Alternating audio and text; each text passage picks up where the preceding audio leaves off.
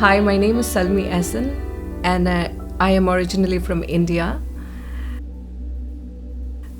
Whenever we say India, it's the picture that comes into our mind is beautiful country with a lot of colors, lot of culture, and variety of food. So yes, I belong to that place.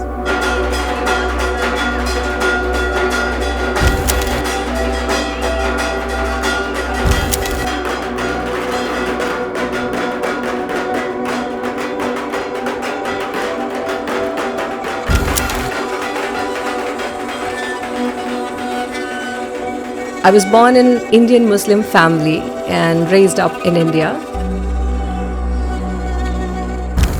I had lost my father in very early age of my life, and my mother chose to live with her brother and sister. Normally we call it joint family, and the concept of joint family in India is very common, where your father chose to live with his brother and sister neighboring, or maybe together in one house. We call it a joint family, but here it was a maternal joint family where I grew up, and amongst 8 of my cousins together. Never felt that they are cousin, but like brother and sister in one house.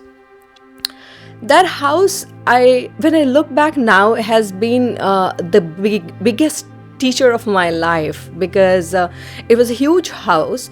The name of the house is called, we used to call it Sadgharwa. Sadgharwa is like 7 houses. So there are 7 family. The doors open in a common courtyard, and the kids would come out and play, and I was one of that. And amongst 8 cousins, I have had like immense experience of childhood and learning of a different aspect of life at very early age, rather I would say, in that place. Because those 8 families around me, they were giving all the the energy that they were experiencing in their life. I've seen how the divorce works at very early age. I have seen how people fight. I've seen how people learn to live happily in even the less, like minimum. So that house, still I go back and recollect what if the situation would have fallen in that house. So biggest learning that has happened in my life is in Sadgharwa. I left India in 2015. In those days of my life, I was living in a place city called Bangalore, in India, which is still known as a IT hub for information technology student and professionals. So I was working there in Bangalore, and then I left my country in 2015 to open a new door and walk on a new journey of my life. I think I had outgrown the appetite to explore. Moving out to Dubai, I think that the decision was really quick because I was really excited. That was really early age of my life when I was excited to go live abroad and explore the possibility that I have for me therein. And no wonder I would never regret that change. If I count life as a whole learning experience, then moving to Dubai was my primary school, where I started my real learning to life, where I started to know that when I was in India, talking about Pakistan, talking about Afghanistan, or talking about any other country, not just mentioning for the reason because we have the political issue, but when I moved to Dubai, I realized that everyone is same, and I had got a very good opportunity in Dubai to work with a very big cybersecurity firm, which again given me a platform to explore the possibility that I have, both in a professional and personal way, groom myself. So I was surprised when I moved out and met other nationalities, which in India we cannot talk about them or they are enemies to us. And I got to know they are normal people and you can be friends to them, and they are as normal as you are, and they are also striving and thriving for the life and for their betterment and their family to have a better life. So that was major eye opener for me, that okay, it is just the politics in India, or it is just the in the air that keeps us, stop us from being more human to all the people out there of different nationality or different culture or different race, different color, be it anything. So that was personal eye opener, the major that I would say. But professional, that I can't really count on my fingers the kind of exposure that I have gotten. Working in Dubai, I felt that I am responsible and I can take hold of the entire career. I can mold it, I can take it in whatever direction that I want to. And being girl, working in cybersecurity, being a technical person was a bit of challenge, I would say. But I had to make my place, my space, and I was given the opportunity and respect. And again, looking at the place, Dubai is a beautiful city with unique architecture, ultra modern fashion.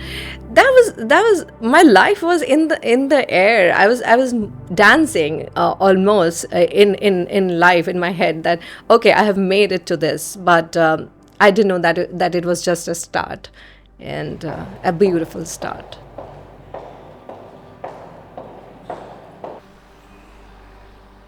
So when I started living in Berlin, I was still young to Berlin, but and I happened to meet this beautiful lady via a friend of mine. So when she met me, she asked my friend to uh, tell me, give notion about that. People might be rude and people might be hard on me, and I should not feel bad and keep doing what I'm doing because I'm doing good. That moved me because that thing has already had happened to me. And being in India, being Muslim, being from Bihar is already so much taboo. And I have had those experiences. So when my friend said that to me, don't feel hard and don't get moved with the bad comment and rude behavior here people in Germany, in my head I was saying that I have been through everything. There has been so many ways to discriminate you, being a Muslim, being a Bihari, and being thank God I was not dark skinned, because in India we have very big discrimination of, okay, the dark skinned Muslim girl from Bihar, I would have been dead by then. So when my friend came up to me and said that don't feel hard about it, in my head I was already having a very thick skin to deal with anything. But to be honest, I never felt that kind of discrimination so far living here, but I had it already.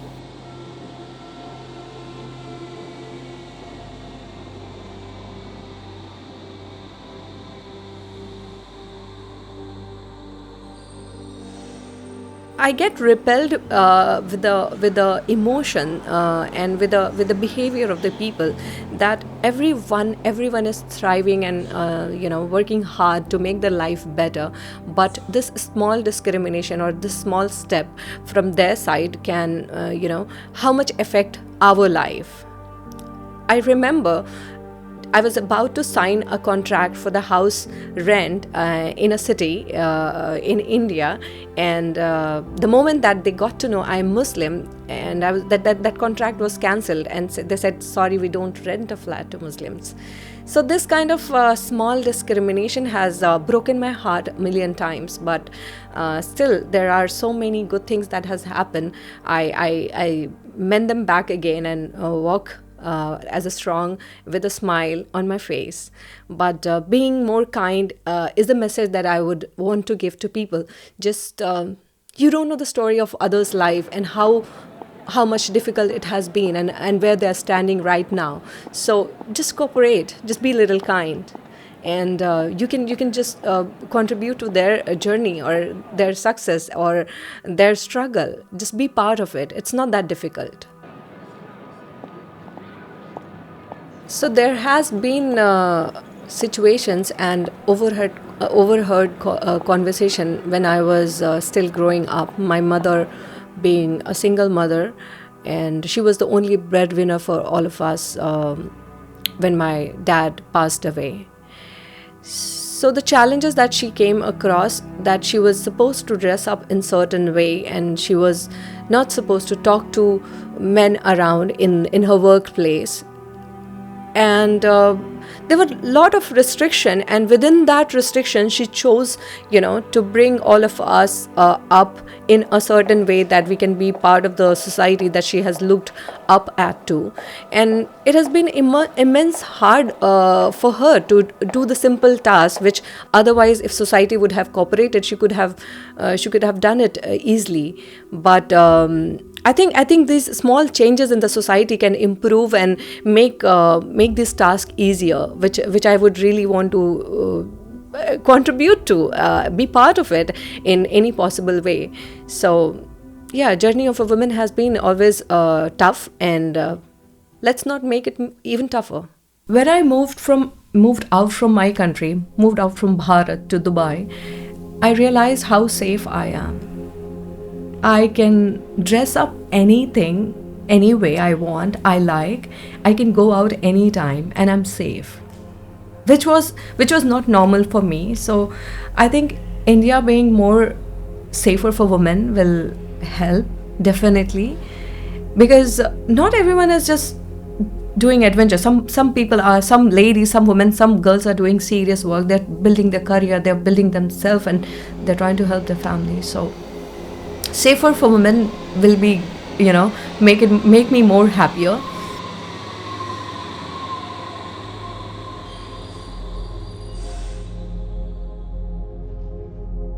So what I miss most about India is my friends, where I have spent my entire childhood, and I have great friends who live in India right now. And definitely the food, like multiple cuisine which we have in India. The food of South India, food of North India, huge variation you can't imagine of. And see, it's something like I was born to my parents, but I chose my friends. It's similar. Like I chose Germany, I chose Berlin to live, but India is my homeland, and I miss every bit of it.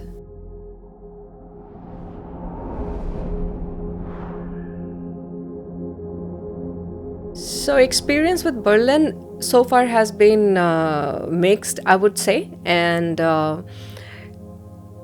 Berlin is not the magical city that you're looking for, and it is not going to accept you as you walk in.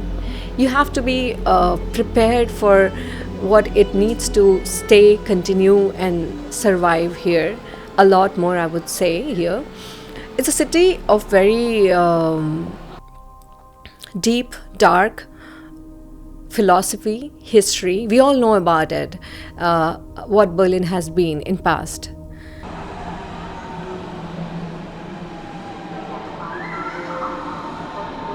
I think I have chosen Berlin in my head some years back. In 2018, I was a tourist and in Berlin, and I had roamed around the city, the beautiful garden, the historical places, Berliner Dome and whatnot.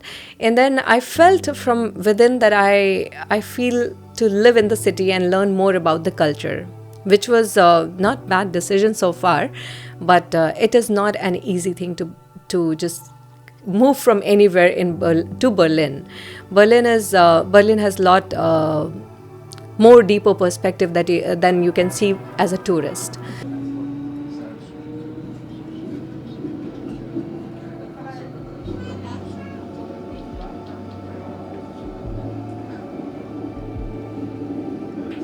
Moving back to India is a question, and I think I'll be delighted to see if my country has more safety for women, and which is a concern right now. We have been talking about different topics like politics and cricket, but let's talk about the serious thing.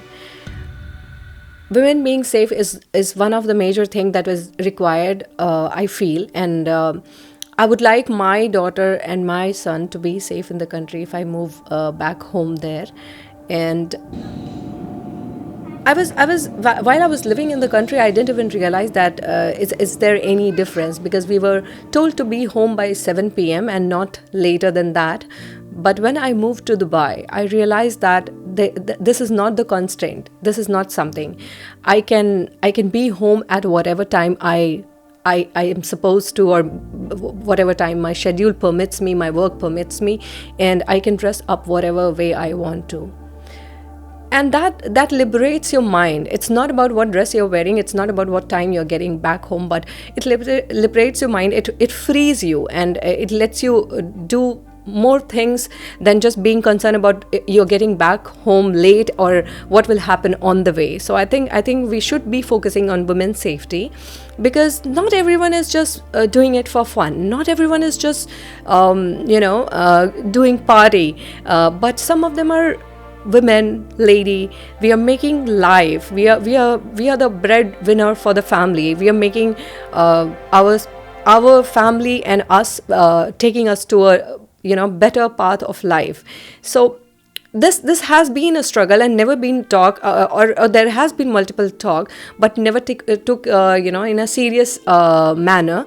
But if ever I want to go back to India, I want to see India which is safe for women, and India, at least 50% of the secularism that I have experienced as a kid, my next generation should experience. That is something I vision India to be when I move back home. So let me categorize it in three phases of how it has been. Very early phase of my life, I have been the best example of failure. Yes, so best example of failure as in I never used to make good grades or make good sport or make anything good, and I was called as failure, and I have heard those sentences that do not play with her, that you will also become a failure, something like that. And the second phase of my life, when I was growing up and I was nice and I was making good grades in my college, and then I was called as a very smart person, a very smart girl, or maybe the most wanted person around, and something like that. But then there was another phase of my life when I had made my college, I had made my, I have got my degree, and I have got a job, and I'm doing good in life, and I was looked up at like a very strong person. So with these three phases of my life, being called as a failure, being called as a very smart woman or very strong person, let me tell you, I was none of them. And when I was called failure, I was enjoying my life to the most, like fullest. I do not regret for being failure or being smart or being strong, being called anything, because I did it for myself, not for the voices that was coming from outside. I was being who I was, but the voices were coming from outside, that I'm this now, I'm this now, I'm this now. But I was none of them according to how categories they were trying to fit me in. I was successful and having best time when I was called failure. I was struggling with my puberty and struggling with my marks and grades when I was called smart, and struggle was immense. And when they called me strong, trust me, I was broken inside. So don't go by the judgment, or don't go by preconceived notion that they are having about you. Rather, build yourself, So I think most important thing for me is just don't let anybody define you.